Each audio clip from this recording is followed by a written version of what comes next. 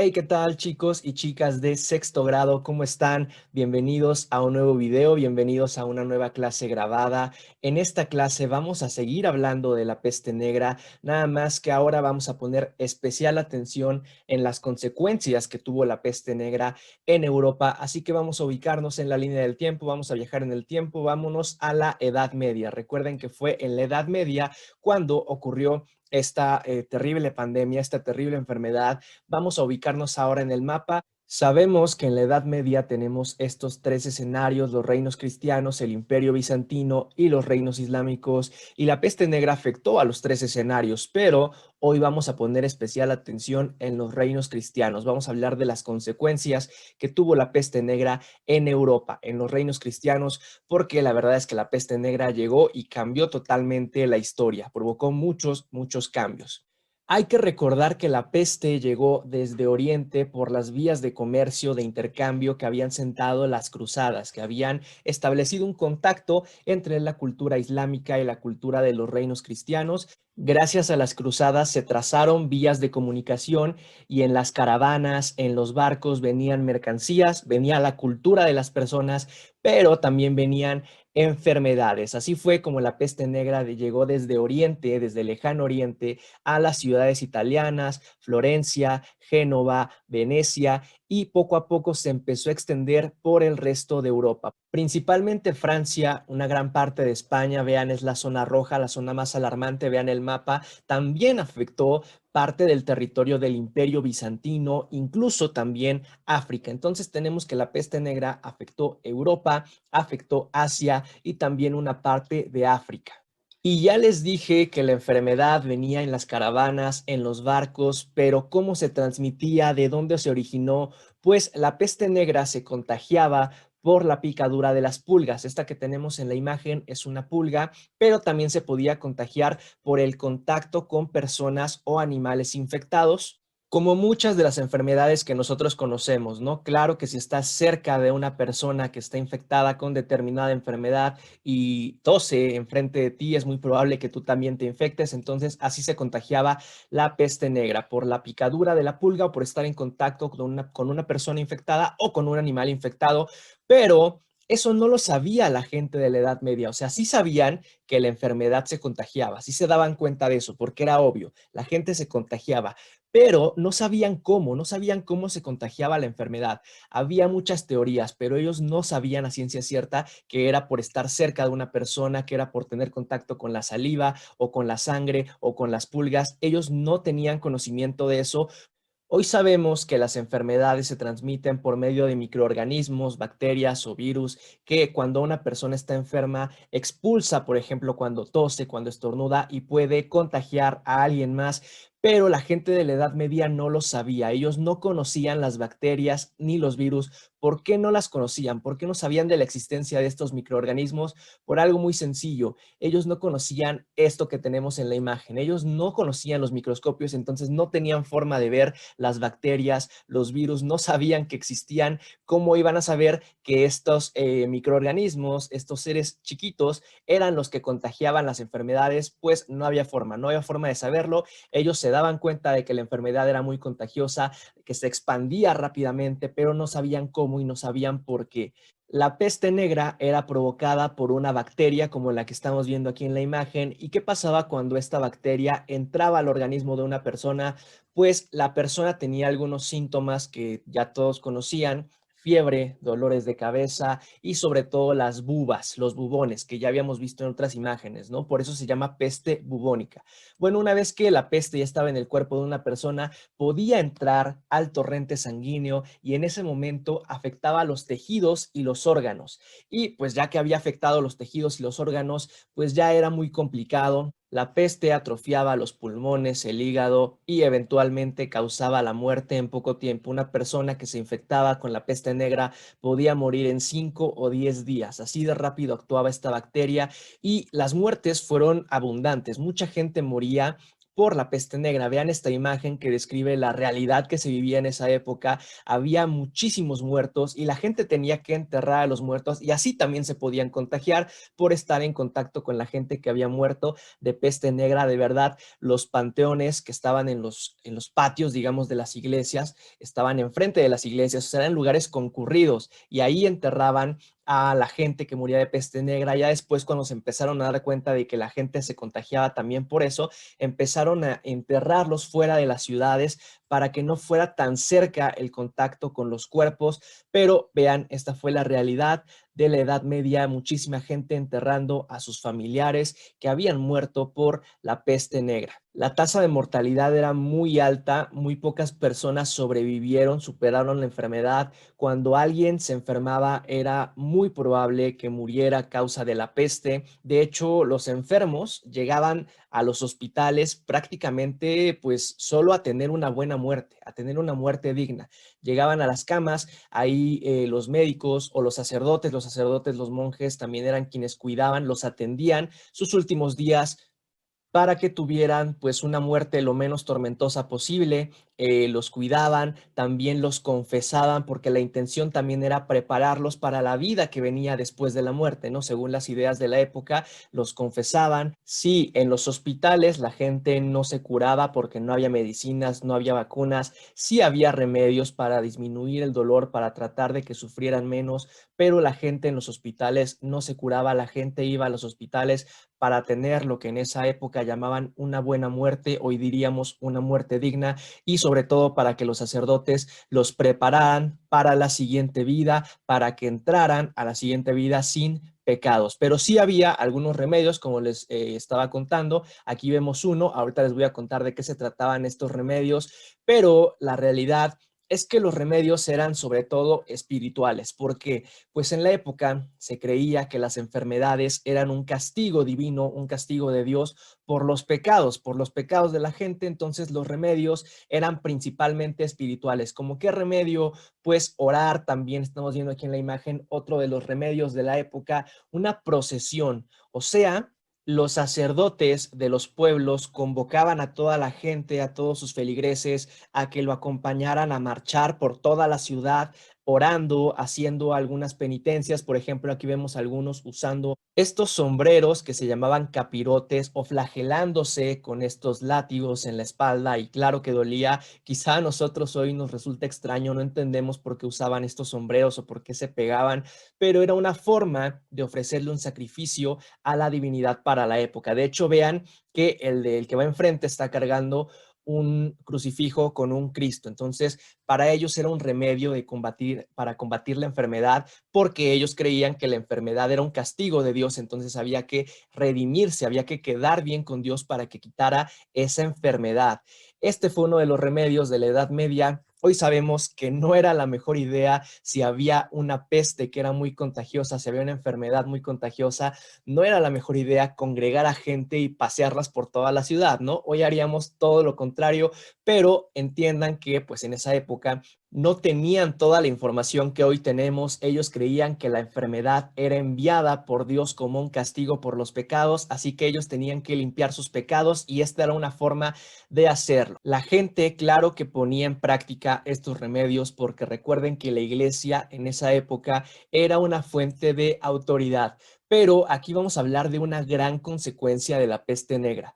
En esa época la iglesia pues no pudo explicar muy bien ni tampoco combatir la enfermedad, no podían explicar cómo es que un castigo podía ser tan grande, pues cuántos pecados habían cometido, qué pecado habían hecho para merecer esa enfermedad. Entonces la iglesia no podía explicar muy bien por qué Dios había enviado una enfermedad de esa magnitud. Además, la gente veía que las oraciones y las procesiones no estaban funcionando, entonces las acciones que estaba tomando la iglesia para combatir la enfermedad tampoco estaban funcionando. Eso provocó una consecuencia muy importante: la gente empezó a perderle credibilidad a la iglesia. A partir de la peste negra, la iglesia comenzó a perder credibilidad como fuente de autoridad para explicar todas las cosas, y lo vamos a ver, se va a hacer evidente porque vamos a empezar a ver protestas en contra de la iglesia El papa, los obispos no sabían cómo explicar esta enfermedad, los sacerdotes, los monjes no podían ayudar a estas personas más que pues en la forma en que estamos viendo. Cuidaban a los enfermos durante sus últimos días, trataban de hacer que su sufrimiento fuera un poco menos doloroso, que fuera más llevadero.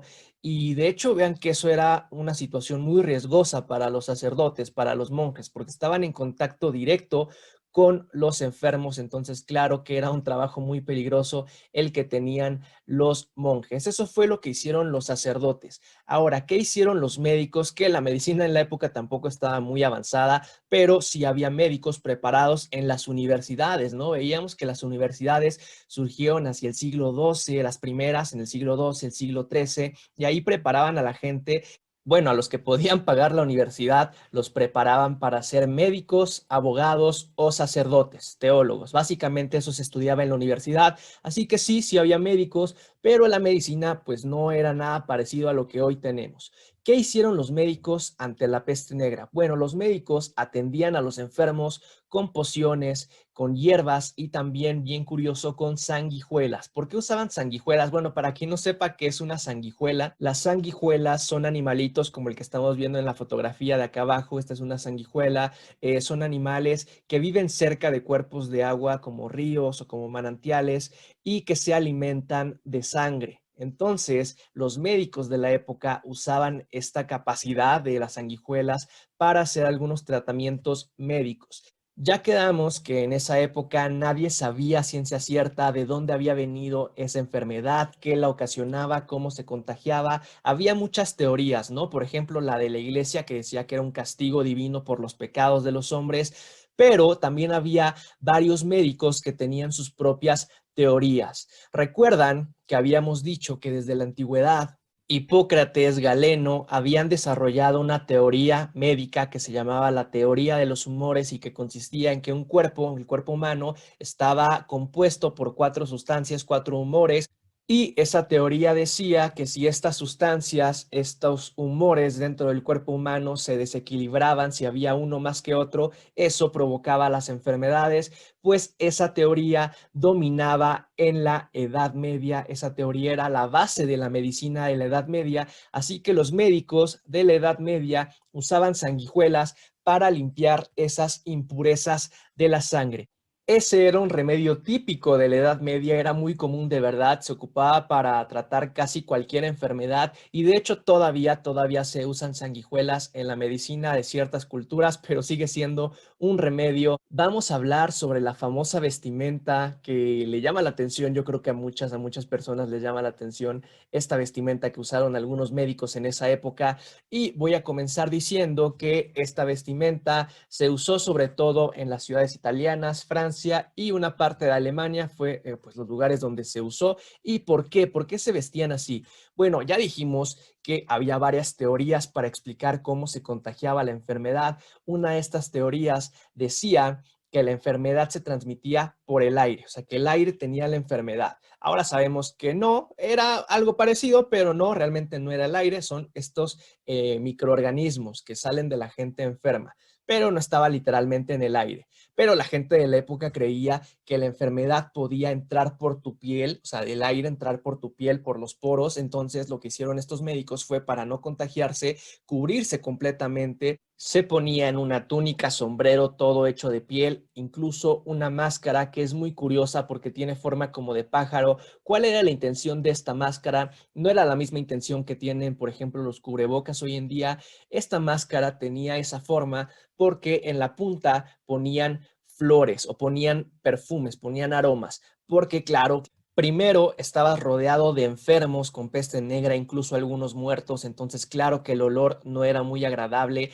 Y segundo, ellos creían que estos perfumes de las flores y de estas sustancias aromáticas mitigaba un poco la peste, ¿no? De hecho, fíjense en esa palabra que ellos usaban en ese tiempo para referirse a una enfermedad, ellos le decían la peste, entonces queda claro que el olor no era muy agradable. ¿Qué otras consecuencias trajo la peste negra, pues fíjense que las vías de comercio se interrumpieron. Muchos comerciantes detuvieron sus actividades por el riesgo que implicaba todo este movimiento. ¿Les suena conocido, les suena familiar esta situación? Pues ocurrió en la Edad Media. Los comerciantes dejaron de ir hacia las ciudades musulmanas para intercambiar productos porque era muy peligroso, era muy probable que se enfermaran. El intercambio cultural y comercial que se había desarrollado a partir de las cruzadas se interrumpió, disminuyó. Tenemos aquí entonces otra consecuencia: menos comercio. ¿Qué pasó con los nobles, con la gente que tenía dinero, los señores feudales, los marqueses, los condes? Pues ellos, como tenían suficientes recursos, como tenían las posibilidades, se alejaron de las ciudades y se aislaron en los castillos, en el campo, se alejaron de las ciudades. Es algo de donde estaba toda la gente, de las ciudades que estaban en condiciones de hacinamiento, mucha gente, y eso nos parece pues una mejor idea, ¿no? Es algo a lo que hoy llamaríamos una cuarentena, ¿no? Se fueron de cuarentena, se aislaron de las poblaciones más concentradas. Este aislamiento, claro que les ayudó, no murieron tantos nobles, sí murieron muchos nobles, pero no tantos como campesinos, por ejemplo. Ahí sí, miles, cientos de miles de campesinos murieron porque ellos no tenían esa posibilidad de aislarse y vivir poquitos en un lugar, ¿no? Ellos vivían en condiciones de poca higiene además y todos concentrados en las aldeas. Entonces, miles de campesinos murieron, pero eso, aunque no parece que tenga, tuvo un lado bueno. Les voy a explicar cuál fue este lado bueno. Fíjense que al final de la pandemia, como habían muerto miles y miles de campesinos, quedaban muy pocos trabajadores, había poca mano de obra. Entonces, los nobles necesitaban a alguien que trabajara los campos, pero había poquitos trabajadores. Entonces, eso provocó que los campesinos pudieran negociar mejores contratos, porque el campesino iba con el señor feudal y el señor feudal decía, ah, pues pago tanto, te doy tanto. Y el campesino, el siervo, podía decir, no es mucho, mejor me voy a otro lado. Entonces, el señor feudal tenía que mejorar la oferta. Los señores, si no querían quedarse sin trabajadores en sus tierras, tenían que convencer a los campesinos con mejores contratos y mejores condiciones. Así, chicos, muy importante, aquí tenemos otra gran consecuencia de la peste negra. Así empezó a desaparecer el feudalismo, este sistema de contratos que explotaba a los siervos y a veces los tenía en condiciones prácticamente de esclavitud, porque recuerden que muchos tenían que trabajar ahí prácticamente toda su vida. Entonces, aquí tenemos otra gran consecuencia de la peste negra. La peste negra terminó con el feudalismo. Esta fue una de las grandes consecuencias económica y política, porque terminaba con ese poder político y económico de los señores feudales. Entonces, este fue uno de los grandes cambios que trajo la peste negra, el fin de la peste negra, ya después de esos 6 años que fueron críticos, donde hubo muchísimas muertes. Vean esta imagen, así se vivía en esa época, prácticamente la gente sentía que caminaba junto a la muerte, que la muerte estaba presente en todos los aspectos de la vida. Esta peste negra trajo también cambios positivos, cambios económicos, políticos como el fin del feudalismo, cambios religiosos. Mucha gente empezó a cuestionar a la iglesia porque no había podido ni explicar ni combatir la enfermedad, y también trajo algunos cambios culturales. De eso vamos a hablar más adelante. Por ahora vamos a ubicar en la línea del tiempo lo que aprendimos. Tenemos aquí las cruzadas del siglo XI al siglo XIII. Ya sabemos que estas cruzadas permitieron establecer rutas de intercambio y de comercio entre los reinos islámicos y los reinos cristianos, con un intermedio del Imperio Bizantino, ¿no? Las cruzadas conectaron esos tres escenarios, y en estas rutas ya sabemos entonces que viajaban mercancías, personas, cultura, pero también viajaron enfermedades. Una de esas enfermedades fue la peste negra. La peste negra llegó, vean la línea del tiempo, tenemos siglo XIII, terminaron las cruzadas, y siglo XIV llega la peste negra. Entonces está claro en la línea del tiempo que una fue consecuencia de la otra. Y tampoco es casualidad que al siglo siguiente termina la Edad Media, chicos, no es casualidad. La peste negra de verdad marcó un antes y un después, tuvo muchos cambios, ya les decía, económicos, religiosos, políticos, que van a terminar con la Edad Media un siglo después. Muchísimos cambios que van a dar pauta a una nueva época, a una nueva edad. Entonces vean la importancia de la peste negra. Después de la peste negra, la gente que sobrevivió empezó a ver el mundo de otra forma totalmente, tanto de forma política como económica, religiosa, cultural, incluso. De hecho, el arte también va a empezar a cambiar, va a ser diferente. Esa es una consecuencia que vamos a ver más adelante.